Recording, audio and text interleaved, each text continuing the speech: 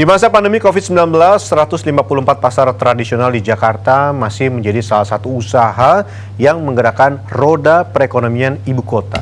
Namun tahukah Anda bahwa aneka produk seperti buah dan sayur ini melalui perjalanan panjang dari berbagai daerah sebelum tiba di tangan Anda.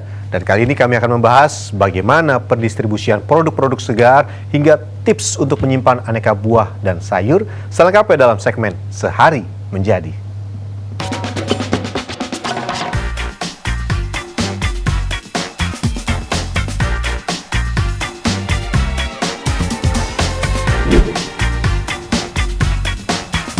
Menjadi urat nadi distribusi sayur dan buah untuk ratusan pasar di Jakarta, Pasar Induk Ramat Jati Jakarta Timur seakan tak pernah tidur. 24 jam sehari, ratusan truk silih berganti menurunkan berton-ton komoditi untuk warga Jakarta dan sekitarnya. Bahkan saat pandemi corona menerjang, Pasar Induk tetap tak kehilangan kesibukannya. Tentunya dengan tetap disiplin mematuhi protokol kesehatan ya. Pagi ini yang banyak dikirim ini kol. Dan jumlahnya ini sampai bawah nih kalau semua. Satu truk ini sekitar 6 ton. Hari ini ada sekitar 10 truk kol yang datang dan siap dipilah untuk 4.500 lapak sayur dan buah. Pasokan kol ini datang dari Bandung dan dataran tinggi Dieng, Jawa Tengah. Nah, jadi ini kenapa dikupas dibuang? Karena di bagian luarnya selain ada yang berlubang-lubang dikit, ini juga ada kapurnya untuk melindungi si kol-kol ini supaya tetap segar sampai ke pasar induk. Nantinya, sampah-sampah organik ini dikumpulkan untuk dijadikan pupuk kompos atau campuran pakan ternak. Selain karyawan, truk, dan pengupas kol, para kuli panggul juga berperan penting. Mereka lah yang mengantar kol kupas ke para pedagang besar. Sekali angkut, satu keranjang penuh kol ini berbobot 50 kg.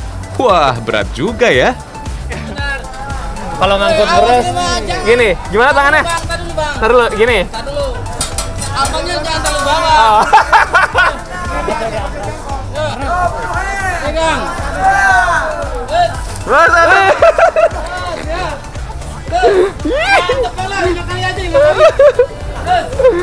Kirim ke mana nih?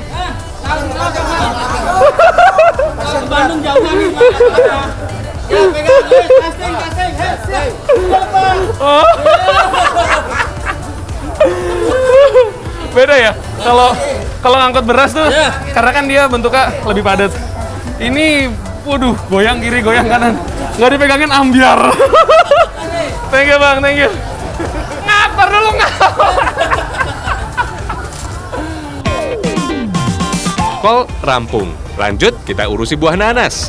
Ada nanas asal Palembang, Riau, Lampung, bahkan Blitar. Sebelum dikirim ke pelanggan, para pembeli partai besar menyortir buah nanas ini terlebih dahulu. Oh iya, ini menentukan ukuran sebetulnya karena yang ini B ya bang ya, bener ya? Yang ini B, yang ini ukuran C karena ini lebih besar, harga jualnya lebih tinggi. Kita pisah-pisahin, kita sortir di sini. Dalam sekali angkut, satu unit truk nanas mampu mengangkut hingga 6.000 butir nanas. Komoditi lain yang kini sedang melimpah adalah jeruk. Jeruk dikirim dalam karungan kecil dan ditimbang sebelum didistribusikan ke pasar-pasar kecil. Sekarung jeruk berbobot rata-rata 80 kg. Yuk. Taruh lagi. Nih beratnya si jeruk ini sama berat tubuh saya, beratan ini. Sedangkan bapak ini lebih kecil dari saya dan kuat ngangkat 1,5 kali berat tubuhnya. Hebat loh. Saya pikir tadi saya udah bisa nahan, ada yang megangin. Silakan bang dilanjut, daripada saya kelar ngangkat encok kan. Ada dua komoditi utama lain yang selalu dicari pembeli, apalagi kalau bukan bawang merah dan cabai. Harga jualnya pun tergantung daerah asal komoditi. Makin jauh, maka makin mahal pula biaya pengirimannya. Misalnya cabai yang tahun ini pernah didatangkan dari Wajo, Sulawesi Selatan dengan harga level petani sudah mencapai 30 ribuan per kilo. Tak ayal, harga di Jakarta sempat menyentuh Rp100.000. Berapapun dijual karena cabai itu kalau nggak habis sekarang besok busuk atau susut harus dijual. Jadi yang ordernya di daerah ya semurah-murahnya gitu. Tutupnya sebagian besar rumah makan membuat permintaan cabai merosot drastis. Akibatnya kini harga cabai anjlok. Ini menurut penuturan para pedagang, kalau cabai lagi harganya agak murah seperti ini, kualitas yang jelek langsung di-cut dari sumbernya. Nah, contoh ataupun ciri-ciri cabai yang kurang baik itu kayak gini nih, ini gembos. Kalau dipegang tuh kurang bagus, terus juga warnanya kadang ada yang suka kehitaman. Nah, kalau yang seger tuh kayak gini. Kalau bahasa mereka sih mengkel cabainya. Ini yang kualitas bagusnya nih. Bila pasokan aman, umumnya ada 100 sampai 120 ton cabai tiba di pasar induk setiap hari. Sedangkan bawang merah, pasokan normalnya berkisar di 80 sampai 100 ton per hari. Bila kurang dari itu, harga jual otomatis akan naik. Nah, ada satu lagi tugas yang terlihat ringan, padahal tantangannya besar sekali pemirsa. Pengupas bawang dengan upah Rp3.000 per kilogram. Bisa dibayangkan kan betapa perihnya mata ini. Saya biasa ya kalau bikin mungkin kayak nasi goreng atau mie goreng dengan ya ngupas bawangnya paling cuma 3 atau 4. Lah ini 3 atau 4 kilo dong. Dan satu ibu-ibu di sini tuh bisa ngupas sampai 20-an kilogram per hari karena memang mengejar target 1 kilogramnya dibayar ongkosnya Rp3.000.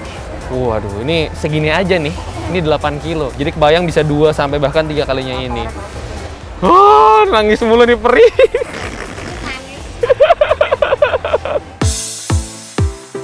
Puluhan komoditi sayur dan buah yang sudah dipilah dan dikemas lalu dikirim ke 154 pasar-pasar wilayah di seluruh Jakarta.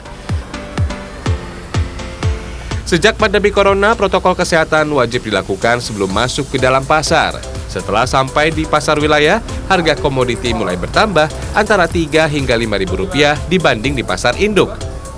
Nah, di tengah pandemi seperti saat ini, Anda harus berbelanja dan memilih barang dengan cepat agar tidak terlalu lama berada di tengah pasar yang menjadi salah satu klaster penyebaran COVID-19. Tips dari para pelanggan untuk tahu dengan cepat, salah satunya adalah melihat sayuran. Kalau misalkan secara fisik masih segar, warnanya juga fresh, nah itu adalah ciri-ciri dari sayur yang masih dalam kondisi baik. Terus misalkan nih ada sedikit-sedikit seperti ini nih, termakan oleh ulat misalkan, itu nggak apa-apa karena itu artinya dia tidak menggunakan pengawet. Ya tapi jangan yang udah habis semua juga, nanti kita nggak makan apa-apa dong. Lalu yang ketiga adalah misalkan beli sayur, kita pegang nih, misalkan tomat contohnya. Ketika dipegang masih solid, nah itu berarti dia masih segar. Berbeda dengan yang sudah agak seperti ini nih, dipegang udah agak, nah ini berarti sudah tidak segar. Ada juga cara cepat memilih dan menyimpan cabai, terutama bila Anda membeli dalam jumlah banyak. Oke, ini saya dapat tips dari pedagang ya, biar salah satunya cabainya nih, gimana cara biar awet. Yang pertama kalau beli cabai mau disimpan itu jangan langsung dicuci. Lap dulu dengan tisu kering, nanti ketika mau digunakan, tadi sambal atau dimasak, baru dicuci bersih. Yang kedua, pisahkan nih si tangkainya, lalu pisahkan juga antara yang masih segar dengan yang kurang gitu segar supaya tidak dua-duanya cepat rusak. Yang ketiga adalah kalau mau taruh di dalam wadah, dalam kotakan nih, di sekelilingi itu diberikan dengan tisu, di bagian bawah juga tak lupa terakhir diberikan 1 bawang putih. Kenapa? Karena bawang putih itu bersifat antibakteri, jadi cabai-cabainya tetap awet dan pedasnya terjaga. Lalu bagaimana dengan buah-buahan? Selain melihat bentuk fisiknya, ada beberapa tips lain mendapat buah berkualitas terbaik. Nah, kalau apel itu disentil aja, ada kan suara ting-ting, itu garing. Nah, kalau suaranya masih bek, nah itu gabus. Oh, berarti nah, kalau bagusan yang ting gitu. Ting, jadi makannya pun enak, garing dia. Rantai perdagangan komoditas terus berlanjut. Dari pasar-pasar wilayah ini, para pedagang sayur dengan gerobak atau pedagang eceran membeli barang dagangannya. Lalu merekalah yang menjualnya hingga ke kompleks perumahan hingga akhirnya tiba di dapur Anda. Rian Fernando, Galuh Prestisa, Jakarta.